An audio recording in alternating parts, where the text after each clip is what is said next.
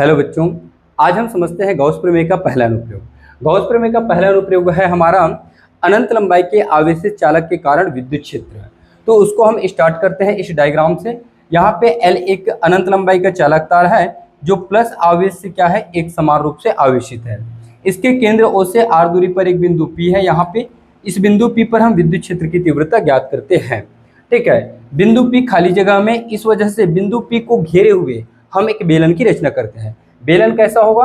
Capital L जो अनंत लंबाई की तार है इसको अक्ष मानेंगे, R को त्रिज्या मानेंगे और स्मॉल l लंबाई के एक बेलन की रचना करते हैं। जैसे ही बेलन की रचना करेंगे, बिंदु P बेलन के पृष्ठ के साथ वो घिर जाएगा, तो वहां पे हम गॉस का प्रमेय लगा सकते हैं। तो बिंदु P जैसे ही घिरेगा तो उसे हम कहेंगे गॉसीय पृष्ठ है। यहाँ पे थोड़ा सा आपको हिंदी लिखना पड़ेगा, उसके बाद व्यंजक स्टार्ट करेंगे हम लोग।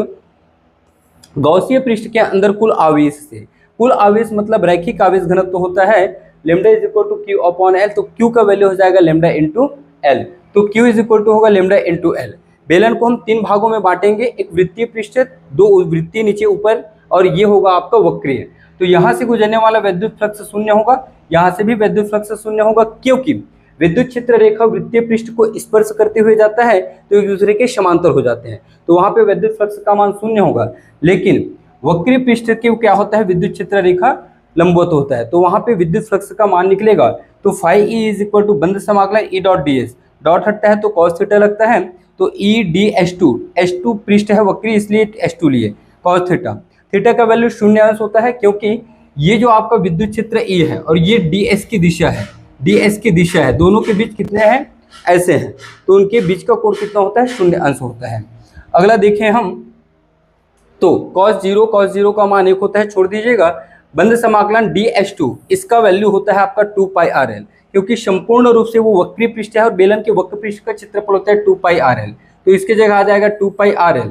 गॉस प्रमेय लगाएंगे, phi E is equal to Q upon epsilon naught, तो फाई इक्वल है तो E 2 pi RL is equal to होगा क्यू अपॉन एप्सिलॉन नॉट।